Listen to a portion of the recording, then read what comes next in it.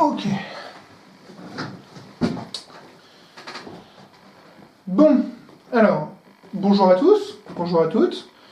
On va faire cette petite présentation avec Steven de la chaîne. Alors, je vous cache pas que la présentation, elle devait à l'origine arriver mi-juillet.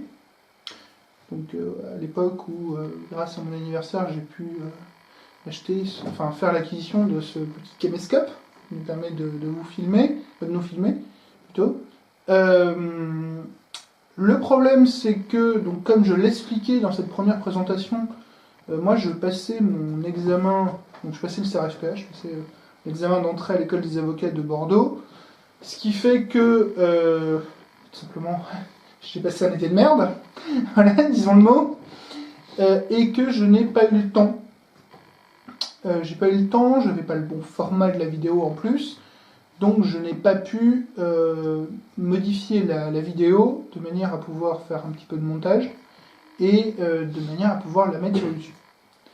Ce qui fait que c'était un petit peu compliqué tout ça, donc on a décidé, là maintenant j'ai terminé, mes euros sont passés, j'attends les résultats, et donc résultat, on va pouvoir refaire cette présentation avec une première émission sur le populisme, donc une première émission en vidéo qui va arriver sur la chaîne assez rapidement, puisque, pour ne rien vous cacher, on vient de l'enregistrer donc avec Steven et Jean-Baptiste, qui apparaîtra dans la vidéo, qui est partie là maintenant. Et donc on va pouvoir un petit peu présenter, se présenter nous-mêmes, présenter notre idée pour la chaîne, présenter un petit peu ce à quoi on va arriver et un petit peu les projets là qu'on a en ce moment. Alors, Steven, honneur à l'aîné. Merci. Alors, moi j'ai un parcours en droit public. J'ai fait un Master 2 droit public fondamental à Bordeaux, à l'époque où ce Master 2 était dirigé par le professeur Jean Dubois de Gaudusson. Je crois que maintenant il est dirigé par mon ancienne directrice de thèse qui était Aude Rouillère. Et durant ce master plutôt spécialisé en droit administratif, j'avais fait un mémoire sur la classification des actes administratifs unilatéraux en tant qu'exemple d'une construction interne du Conseil d'État. Et ensuite, j'avais envoyé sur une thèse que je n'ai pas finie, que je reprendrai peut-être plus tard, sur Gaston Gèze. Donc tous les deux dirigés par Aude Rouillère. Et ensuite, alors pendant 5 ans, j'étais enseignant, donc chargé TD à l'université Montesquieu Bordeaux 4, qui a fusionné dans l'université de Bordeaux, en droit constitutionnel, droit des libertés fondamentales, droit administratif et droit de la fonction publique. Il m'arrivait aussi de faire quelques corrections en droit des collectivités territoriales, en philosophie du droit, en droit constitutionnel européen, et ça, je dois avoir fait le tour. Et ensuite, en institution administrative peut-être Oui, institution administrative. Là j'ai totalement changé de filière, puisque je me suis orienté vers le CAPES de lettres. Bon. Après il y a quand même une cohérence entre les deux, la littérature comme le droit étant basée sur une interprétation des textes. Ce sont deux arts de l'herméneutique, où on a un texte auquel on doit faire dire quelque chose. Il y a une anecdote qui est extrêmement connue sur Stendhal, qui est le fait qu'avant qu'il se mette à travailler le matin, il lisait toujours 2-3 articles du Code civil, donc le Code civil napoléonien, à l'époque où celui-ci était bien écrit. Oui, au 19e quoi. Oui. Non, pour être clair, si vous voulez des articles du Code civil qui sont très bien écrits, sont très vus en général. Vous pouvez reprendre simplement le plus connu, c'est 1382. Voilà, 1382. Aujourd'hui 1240. Vous avez 1134, enfin l'ancien 934. Alors j'ai plus le nouveau en tête. Vous avez l'ancien 934, vous avez tous ceux sur les visites du consentement, donc 1108, 1109, 1110, 1111, 1112. Donc 1111, 1112, c'est sur la violence. Vous avez 1110, c'est l'erreur. En 113, je crois que c'est la violence aussi. Le dol, c'est 1115, 1116, 1117. C'est bien écrit, enfin c'était bien écrit aussi. Vous avez un peu en droit des biens. En droit des biens, vous en avez quelques-uns qui sont bien faits. Et alors, je vous conseille, vous avez ceux sur le Comoda. Alors là, c'est mon petit dada perso. De mémoire, c'est 1882 de mémoire. Vérifier. 1882, 1880, jusqu'à 1884. C'est pas compliqué, c'est in extenso le Comoda romain, voilà, avec 2000 ans d'existence, et c'est la meilleure définition qu'on ait jamais fait du Comoda romain. Vous pouvez y aller, c'est gratos, et c'est très très bien écrit. Alors comme vous venez de vous en rendre compte, je suis plutôt moi privatiste, je suis pas historien du droit, c'est pas parce que j'ai une passion coupable pour le Comoda que je suis un historien du droit. Je suis un... Ça, c'était plus moi la rigueur. Voilà, moi je suis un pur privatiste, avec quand même une passion coupable pour le droit constitutionnel. Mais ça, c'est parce que depuis tout petit, j'ai une passion historique et une passion pour la politique. Donc le droit constitutionnel, c'était pour moi le droit fun, hein, parce que c'était à la fois de l'histoire et à la fois de la politique. Et absolument pas de droit, ou quasiment. Donc c'était... Ah oui, soyons clairs, le droit constitutionnel, c'est à la fois de la politique, à la fois de l'histoire, et un tout petit peu de droit, histoire de maquiller tout ça, mais bon, c'est pas... Tu fais l'histoire constitutionnelle française, bon, j'ai quand même eu une fois à expliquer en TD pourquoi... comment est-ce qu'on arrivait à voter une loi au début de la Troisième République? C'est pas compliqué, les républicains disaient qu'il y avait un complot bonapartiste et les royalistes votaient avec les républicains. Ce qui fait que tout le monde votait la loi, et il y avait les bonapartistes qui disaient mais non. Voilà, c'est pas nous. Bref, donc je suis plutôt donc privatiste, tendance droit commercial, droit patrimonial, c'est-à-dire les deux matières que j'ai passées au CRFPA, en spécialité à l'écrit droit commercial et à l'oral le droit patrimonial. Et je passe donc l'examen du barreau. J'ai passé les écrits. L'oral, on est en train d'attendre. Donc à l'heure actuelle, il est possible que j'ai les résultats avant de publier la vidéo. Parce que demain j'ai plusieurs conférences. Donc là, au moment où on fait la vidéo, on est mardi 6 décembre. Les résultats sont le jeudi 8. Mercredi 7, j'ai plusieurs conférences dans mon ancien lycée. Et une activité annexe l'après-midi. Et jeudi 8 et vendredi 9, j'ai un procès aux assises, auquel je vais aller assister à Bordeaux. C'est un viol, ça va être super. Voilà. Non, mais pas dans le sens... Ne sortez pas mes propos de mon contexte. C'est juste que le procès va être cool. C'est tout. Enfin, j'espère. C'était particulièrement bizarre. Donc, il est possible que lorsque je sorte la vidéo, vous ayez un petit bandeau. J'ai eu mon CRFPA ou je me suis loupé. Donc, il devrait apparaître par là. Je ne sais pas trop comment je vais me débrouiller. Mais... Voilà.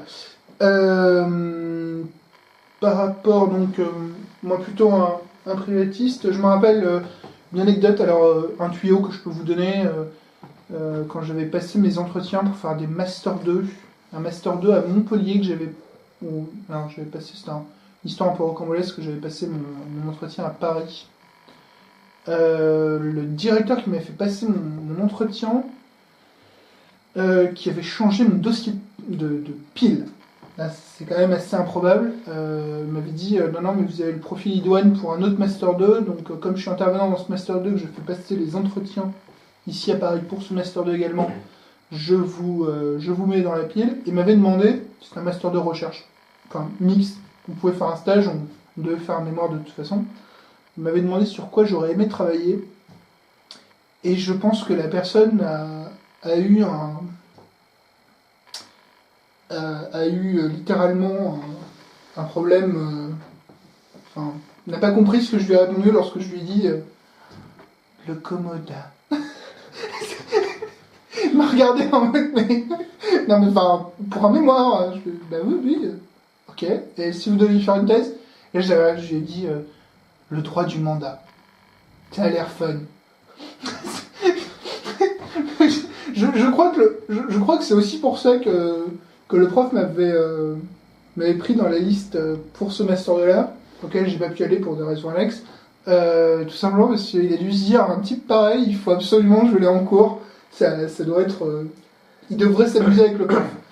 C'était le Master 2 que j'ai beaucoup regretté de ne pas avoir fait. C'est le Master 2 droit privé économique de monsieur le professeur Daniel Mangui, que je remercie d'ailleurs pour la réponse qu'il m'avait fait à l'époque, puisqu'il m'avait souhaité un prompt rétablissement, que j'avais des problèmes de santé. Et je remercie également le professeur, je ne me rappelle pas son nom, donc il apparaîtra là par ici, de Montpellier, professeur et avocat, qui m'avait pris en entretien. J'avais candidaté pour son Master 2 qui était concurrence et consommation.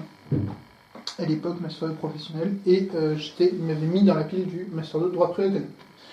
Bref, quelqu'un de très bien, je me rappelle. Donc, on va passer au. La présentation de la chaîne. Voilà, présentation de la chaîne. Alors, tu l'as fait, je l'ai fait. Oui, non, tout simplement, ça va être une chaîne qui va être orientée essentiellement sur le droit, avec deux angles d'attaque, un angle, on va dire, vulgarisateur pour éclairer responsablement à tout le monde, puisque nul n'est censé ignorer la loi, mais en dehors de l'université de droit et de certaines branches de droit dans les formations professionnelles, en fait, dans la vie normale d'un citoyen, on a très peu l'occasion d'apprendre du droit. Ce qui peut être relativement embêtant, d'autant que le droit est de plus en plus obscur, de plus en plus technique et de moins en moins bien écrit. Comme j'ai dit déjà tout à l'heure. Ouais. Il va y avoir ensuite des interventions plus techniques d'intervenants spécialisés dans certains domaines. Bon, à titre personnel, je ferai plutôt des interventions en droit public. Il fera plutôt en droit des sociétés ou en droit patrimonial. On a une intervenante qui pourra parler de la propriété intellectuelle, on a un comité pénaliste, enfin. Voilà, on est assez. Jean-Baptiste, que vous avez pu entendre plusieurs fois, et plutôt internationaliste, sachant que lui, son grand kiff, c'est le droit maritime. Voilà. Si vous avez des questions. C'est l'avantage en fait d'avoir été longtemps à la fac. On connaît plusieurs personnes. On avait auparavant, l'esprit du droit, ça découle d'un projet antérieur qui était une association d'étudiants qui avait pour but d'aider les étudiants à se professionnaliser, qui s'appelait l'association étudiante GAJAP. Et c'était dans le cadre de cette association qu'à la base on avait fait un partenariat avec Radio Campus, où on allait faire une chronique juridique, donc c'est les chroniques qui sont sur la chaîne, qui ne sont pas filmées puisque c'était de la radio, voilà, par essence, c'est pas filmé. Et donc c'est pour ça qu'on a ensuite repris cette idée dans la chaîne L'Esprit de droit quand l'association GAJAP, pour des raisons de politique par rapport à la fac, a été dissoute, a été choisi d'être dissoute, puisque en fait, malgré un accord avec le barreau de Bordeaux, la faculté nous a dit qu'elle ne soutiendrait pas notre projet. Il y a eu un changement de doyen entre-temps. Qu'elle ne soutiendrait pas notre projet, voilà, pour des raisons de... stratégique, on va dire. Voilà, oui, stratégique, tout simplement, en fait, la faculté ne voulait pas donner son nom, ne voulait pas prêter son nom à l'action de notre association, parce qu'elle estimait que ça pouvait être dangereux vis-à-vis des avocats. En très très gros, hein, on ne rentre pas dans les détails. Donc, l'association a été dissoute, et Steven et moi, donc, on avait commencé ce projet, on avait initié ce projet pour que en fait, les membres de l'association puissent, pendant qu'on était en train de négocier avec le barreau, puissent avoir une activité qui pouvait être intéressante, de passer à la radio, de présenter des choses, pouvait être très intéressant. Et donc, on avait proposé de mettre ça en place. Et on avait été les deux seuls intervenir.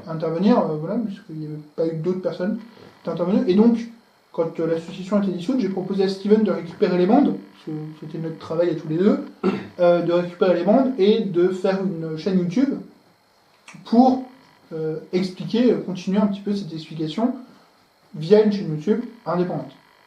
D'où la création de l'esprit de droit, d'où la création ensuite, alors là c'est un peu plus récent puisque c'est novembre, du blog L'Esprit de droit. Là aussi c'est pour permettre un autre support, permettre d'autres projets de vulgarisation, etc. Qu'on va essayer de développer petit à petit. Hein. Notamment, il y aura un article qui va être publié dans pas longtemps en droit des sociétés, donc, par votre serviteur, qui va nous permettre aussi peut-être de relayer certaines décisions jurisprudentielles, d'apporter en fait des éléments complémentaires, souvent, aux interventions qu'on fera sur la chaîne. Notamment, par exemple, si on cite des articles, si on cite des livres, on pourra peut-être vous faire un petit compte-rendu sur le blog que vous pourrez retrouver de manière à pouvoir avoir plus d'informations sur ces ouvrages ou sur cet article. Voilà. Alors dans la chaîne, il y aura un dernier aspect Voilà, oui. En fait, on prend prétexte plus ou moins de 2017, année électorale, pour introduire en plus du droit une dimension un peu plus science politique, où on a déjà fait un certain nombre de petites émissions de présentation des grands mouvements politiques français d'abord. Il en manque une. Pour l'instant, on a fait le nationalisme, les nationalismes à la française, les droites françaises, le centre, les gauches de gouvernement. Il nous manque encore celle sur les gauches non gouvernementales.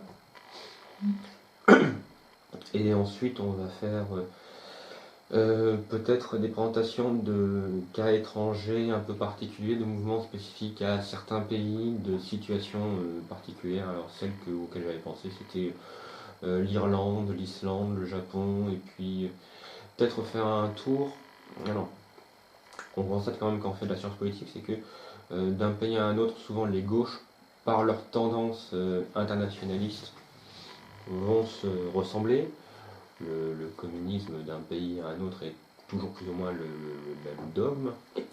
Là où les nationalismes ou les droites ont parfois des particularismes qui sont liés à l'histoire et à l'idiosyncrasie d'un peuple. Tout simplement, au Japon, il n'y a absolument aucun équivalent de la démocratie chrétienne, parce qu'il n'y a pas de christianisme au Japon.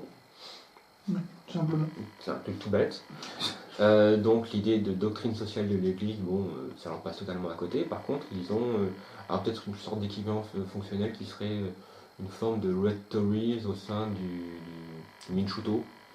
Donc Minchuto, c'est le parti libéral japonais, même qui n'a pas forcément grand-chose à voir avec ce qu'on peut entendre par libéralisme d'ailleurs en Europe. Et on va se pencher peut-être sur des cas. Alors un dont on avait déjà parlé, c'est le nationalisme hongrois avec le parti Jobbik, qui est le seul parti nationaliste en Europe à être favorable à l'intégration de la Turquie au sein de l'Union européenne. Parce qu'en fait, ils sont partisans du pantouranisme. Le pantouranisme étant l'union des peuples des steppes turco-mongols et finno-ugriens. Bon, c'est une vieille doctrine du XIXe siècle il n'y a pas d'équivalent dans l'Union européenne en dehors de la Hongrie. Je pense même pas qu'il y en ait en Finlande, alors qu'il pourrait peut-être à la rigueur en avoir. Pour les mêmes raisons. Voilà. Mais à ma connaissance, il n'y en a pas. Donc voilà, il y aura comme ça des présentations, peut-être en ce qui concerne le baasisme ou le nasserisme dans le monde arabe, le populisme sud-américain, la révolution conservatrice allemande, qui est un sujet qui m'intéresse beaucoup, et dont d'ailleurs on a déjà parlé dans les petites vidéos en ce qui concerne le nationalisme. Sachant que une émission à tendance politique qu'on vient de faire, c'est donc l'émission qu'on a fait juste avant, qu'on vient d'enregistrer avec Jean-Baptiste. Sur le populisme. Voilà, sur le populisme. Sur le populisme. Un peu plus transcendantal. Et il y aura peut-être aussi de temps à autre des petites présentation quand même de mécanismes très propres à la Ve République, qui est un régime très particulier. Et, et peut-être aussi du commentaire, mais ça va être vite fait à chaque fois, je pense, puisqu'il faudrait être réactif sur les différentes phases de la campagne présidentielle qui s'annonce. Alors, sachant que sur la campagne présidentielle, alors on va essayer. Alors c'est aussi pour ça qu'on fait aussi cette présentation. On va essayer d'organiser quelque chose. Je ne sais pas si ce sera possible, parce que je ne sais pas si les personnes vont accepter, mais on va quand même faire les démarches, proposer. Ce serait qu'il y ait des débats animés donc par Steven et par moi, ou par moi simplement, ou par Steven, ça dépendra, notamment pour avec des militants. Voilà, avec des militants. En fait, avec des jeunes. C'est-à-dire que, par exemple, on va demander... Alors, l'exemple, c'est les jeunes avec Fillon, par exemple, que un représentant des jeunes avec Fillon et un représentant des jeunes... Alors, je ne sais pas qui sera le candidat... socialiste. Socialiste, hein, donc, voilà, les jeunes socialistes. Mais pour l'instant, on n'a pas le nom, mais... Voilà, donc qu'un représentant des jeunes républicains, qu'un représentant... Je déteste ce nom. Qu'un représentant des jeunes socialistes vienne et fasse un débat, donc qui sera un équivalent du débat d'entre-deux tours présidentiels, hein, soyons honnêtes, fasse un débat pour nous expliquer les points particuliers. Alors, bien entendu, ce ne sera pas un débat sur l'ensemble de leur programme. On n'est pas du tout habilité à le faire, on n'a pas les compétences pour ça. Par contre, ce sera un débat sur la justice. C'est-à-dire, comment est-ce que vous voulez rénover la justice, quelles sont les réformes que vous voulez mettre en place, etc. Et sur lesquelles ils pourront, parce qu'il y aura des divergences dans les programmes, sur lesquelles pourront s'exprimer des jeunes. Pourquoi des jeunes? Tout simplement parce que ce sera peut-être plus simple pour nous. Des étudiants. Voilà, des étudiants. Et tout simplement aussi parce que ça permettra de ne pas voir encore et toujours les mêmes personnes. J'ai rien en particulier contre les porte-paroles des différents candidats, mais ils vont avoir énormément de travail pendant les 5 prochains mois, et surtout, personnellement, j'ai pas forcément envie d'inviter sur la chaîne des gens qu'on voit partout. Donc, donner la chance à des jeunes d'intervenir, c'est aussi quelque chose qu'on a envie de mettre en place, et qu'on a envie de proposer. On va essayer également de poursuivre nos émissions de vulgarisation, alors notamment avec les pièces à conviction. Donc on a arrêté les 2 prochains thèmes des pièces à conviction. Ce sera liberté d'expression et journalisme. Donc on va essayer d'avoir un avocat, un directeur d'études, alors soit un directeur de journal, soit un directeur d'école de journalisme, et un professeur de faculté sur ces questions-là, donc toujours en 3 entretiens. Et on va essayer également de faire un 2e pièce à conviction sur le délit d'entrave à l'IVG. Alors, là encore, on va faire un appel. On va essayer de le faire avec un avocat. On va essayer de le faire avec 2 professeurs de l'Université de Bordeaux, qui sont les directeurs du Master 2 de l'Université de Bordeaux, droit de la santé. Parce que ça nous semble être les personnes les plus à même de répondre à ces questions. Et ensuite, on va essayer d'avoir, de manière à être neutre sur la question, un représentant du planning familial et un représentant d'associations opposées à l'IVG, donc des personnes qui étaient a priori visées par ce nouveau délit d'entrave à l'IVG. Alors, pour l'instant, on ne sait pas qui ce sera, on n'a pas encore envoyé les demandes, donc on verra à ce moment-là. On lance un appel si quelqu'un veut intervenir. Si quelqu'un nous contacte via Facebook, via YouTube, via le blog, il n'y a aucun problème. On verra. La seule exigence, c'est la courtoisie dans l'échange. Voilà. Alors, bien entendu, oui, voilà. on avait reçu déjà sur la chaîne, à l'occasion de diverses émissions sur la loi travail, on avait reçu, suite en fait à des propos qui avaient été tenus à leur égard par des représentants de Bordeaux 3, alors des étudiants, représentant les étudiants de Bordeaux 3, on avait reçu les personnes de l'Action française. Je me rappelle, c'est moi qui avais animé le débat avec eux, enfin l'entretien avec eux, quand j'avais pris contact avec eux pour leur demander s'ils voulaient un droit de réponse dans l'émission, parce que à la base c'était ça, c'était que l'Action française avait été critiquée par des personnes de Bordeaux 3 sur certains faits précis. Donc j'avais proposé à l'Action française d'avoir droit de réponse sur ces faits précis, et puisqu'ils venaient, de pouvoir expliquer qu'est-ce que c'était que l'Action française, quelle était leur position par rapport à la politique menée actuellement, et notamment par rapport à la loi travail. Ce qui avait donné l'entretien qui est disponible sur la chaîne.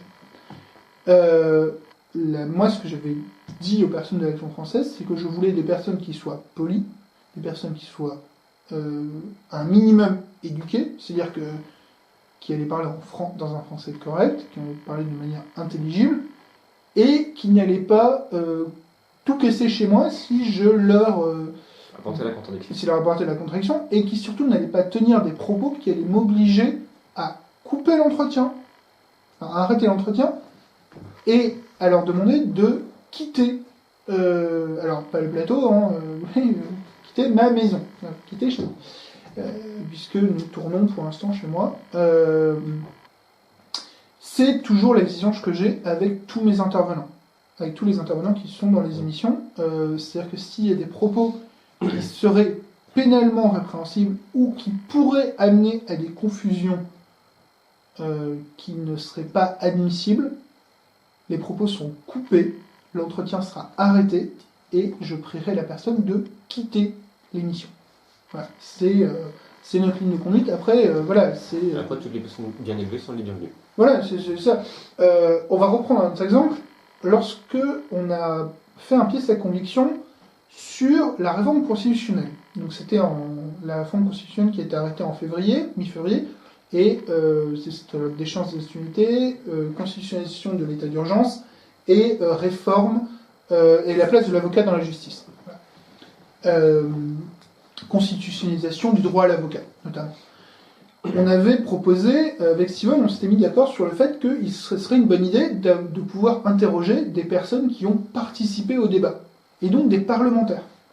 On a proposé à 3 parlementaires.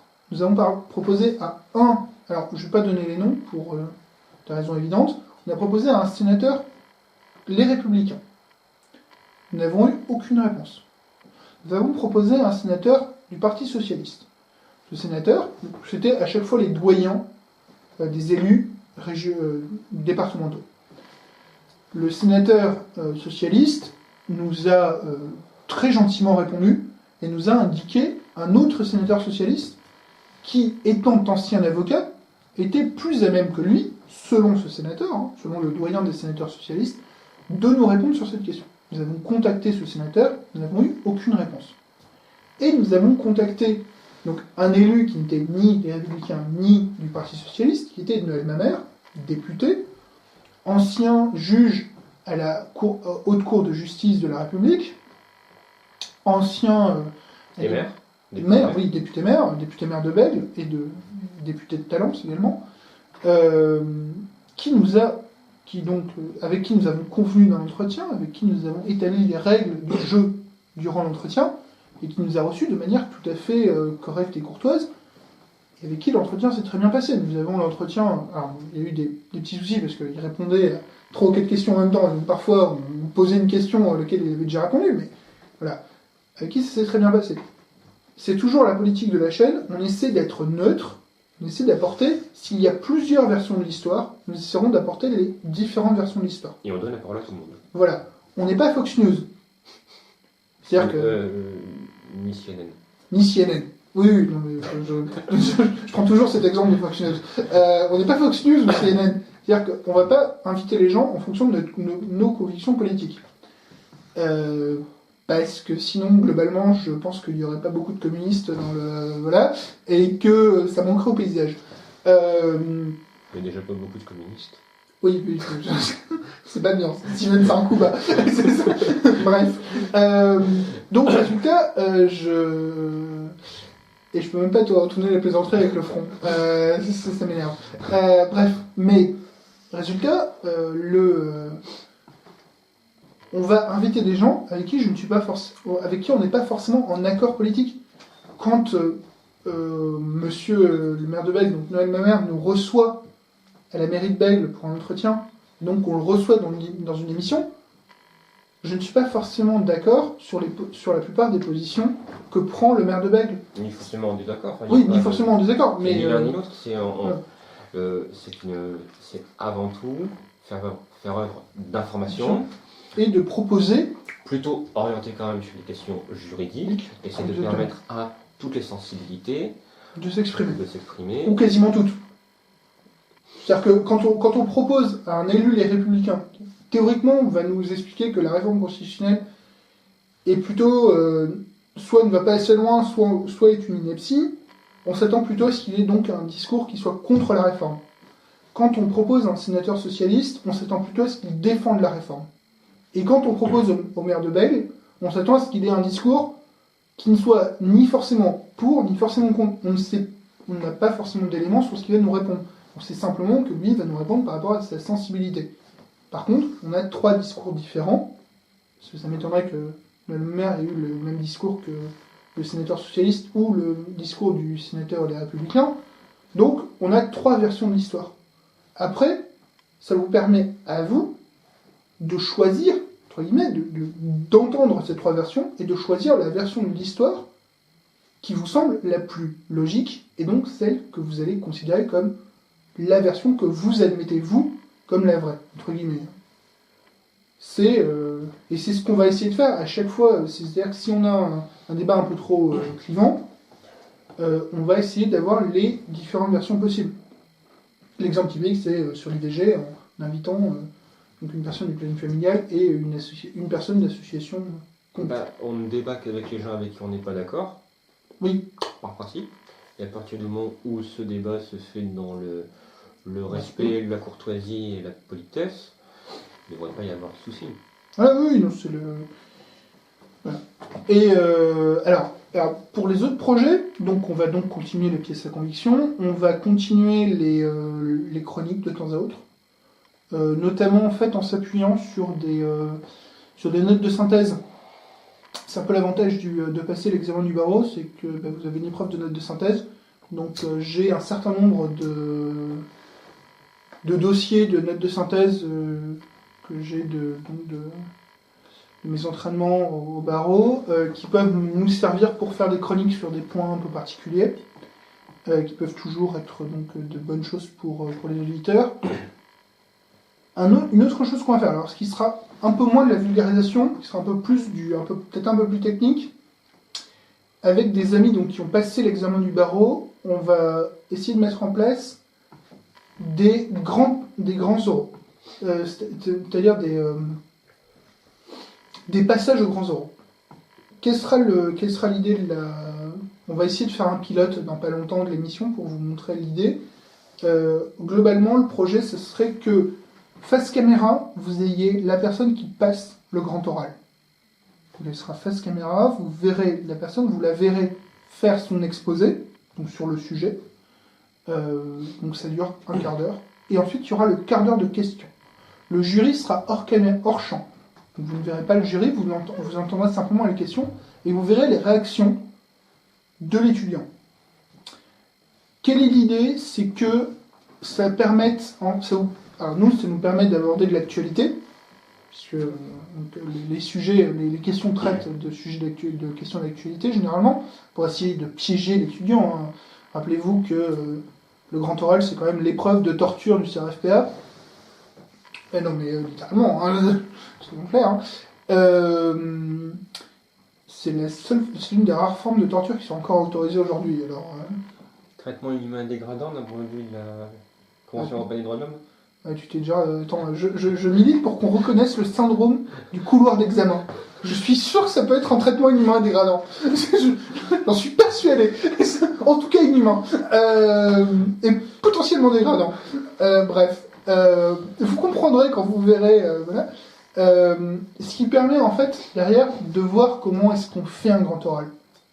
Ça permet à tous les étudiants qui préparent notamment le barreau de voir, voilà, un grand oral, globalement, ça se passe à peu près comme ça. Et les questions qui peuvent me poser, c'est des questions qui sont de ce type-là. Et donc, comment est-ce que je peux essayer de réagir à ces questions, sachant que là encore, il n'y a qu'un conseil qu'on peut vous donner, c'est entraînez-vous. Nous, on peut vous apporter des exemples de traitement de sujet. Entraînez-vous, c'est la meilleure manière de réussir. Et une dernière chose que j'aimerais peut-être essayer de mettre en place, ce serait des retours sur des films juridiques, qui traitent de questions juridiques.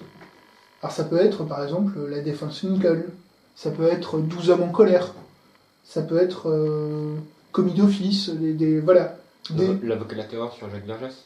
Voilà, par exemple, des films qu'on visionnerait, Steven et moi, peut-être avec un collègue, peut-être avec d'autres juristes, ou non-juristes, et sur lesquels il y aurait un retour après la séance, où, autour d'un verre, d'une cigarette, nous discuterions du film, et donc on vous proposerait, alors dans ce cas-là, on vous proposerait, je pense, la bande-annonce, puis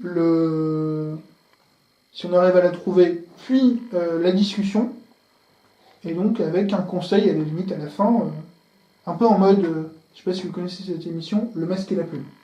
Voilà. Sur un film de droit. Et donc, après vous pourrez aller le voir si ça vous intéresse. Je pense qu'on a à peu près tout dit. Ouais.